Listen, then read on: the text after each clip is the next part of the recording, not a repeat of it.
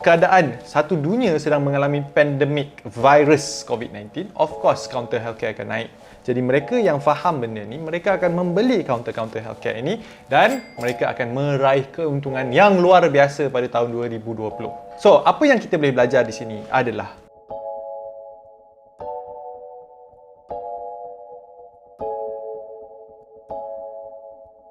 be fearful when others are greedy, but be greedy when others are fearful.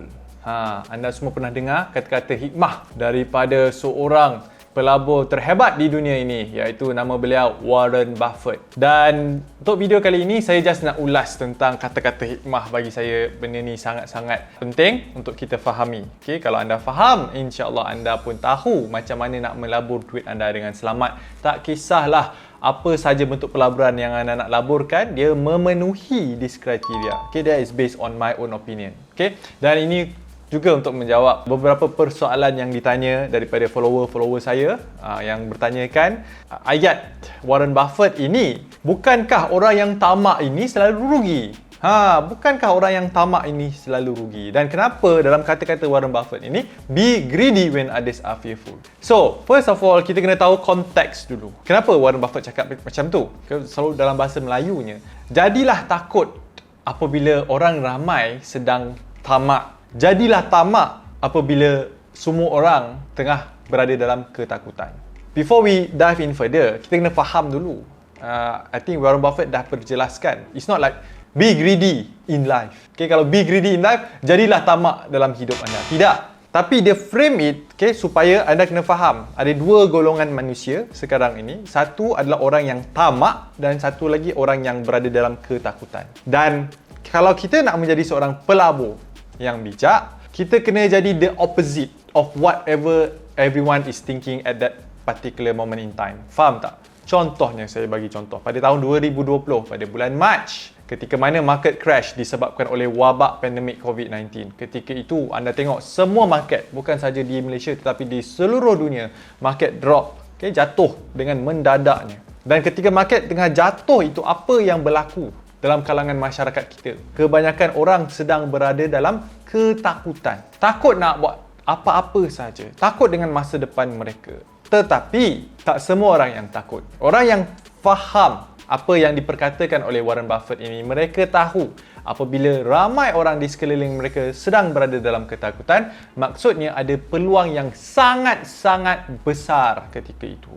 Jadi bagi mereka yang mengambil tindakan, yang mereka tahu, oh, this is the time where I go into the market, apabila semua orang lari, semua orang tak nak laburkan duit mereka, semua orang simpan duit mereka di bawah bantal ataupun di bawah tilap, orang yang bijak pandai ini, mereka akan gunakan peluang itu untuk membeli saham-saham yang akan naik disebabkan oleh pandemik yang berlaku. Ketika itu, saya pun, kita tak perlu nak jadi orang yang bijak pandai. Kita hanya perlu ada common sense.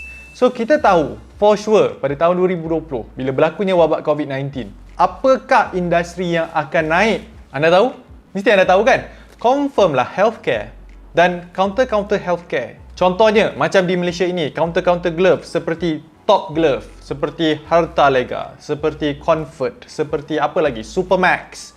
Semua counter ini naik kan to the moon. Bak kata orang. Okay? And kalau kita tengok di luar negara pun sama juga. Counter yang buat vaksin, for example, like Pfizer. Okay? All these counter healthcare memang naik. Sebab apa? Sebab, of course lah, kan, keadaan satu dunia sedang mengalami pandemik virus COVID-19. Of course, counter healthcare akan naik.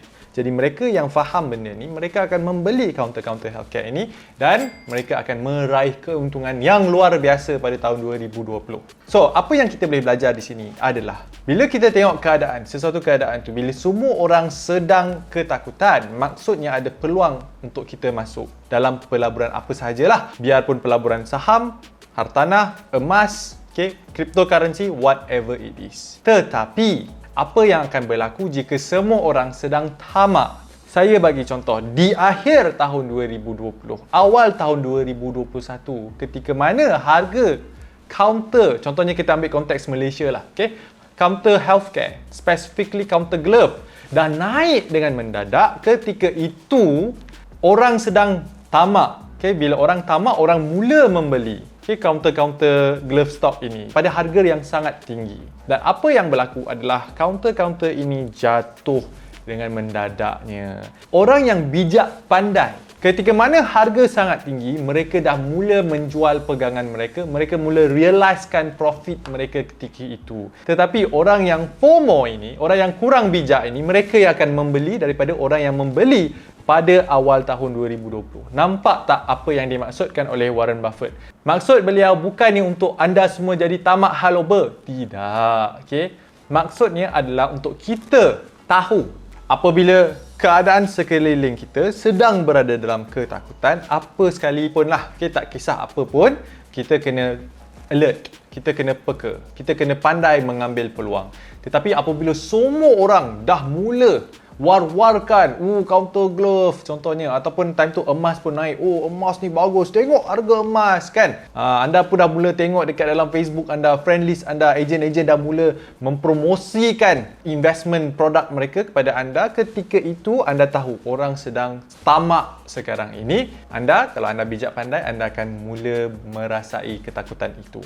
Okay, takut untuk melabur apabila harga sesuatu instrumen tu berada pada harga yang tertinggi. Yes, kita tak tahu bila harga tu akan tertinggi, tetapi you need to follow the market trend.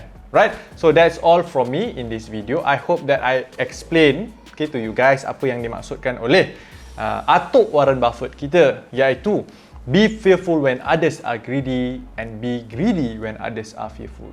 That's all from me. Dan jika anda nak tahu lagi tips-tips kewangan lain seperti macam mana nak melabur di dalam ASBF ataupun apa itu ASB, macam mana nak mulakan simpanan untuk gaji yang rendah, macam mana nak mula start pelaburan pertama anda, jangan lupa untuk tonton video-video saya di dalam YouTube channel Dr. Adam Zubair, dan sila subscribe YouTube channel saya supaya apa saja video-video baru yang keluar anda akan dapat notifikasi. Itu saja daripada saya, dan jika anda ada sebarang persoalan, sila nyatakan dalam ruangan komen di bawah. Saya akan jumpa anda nanti.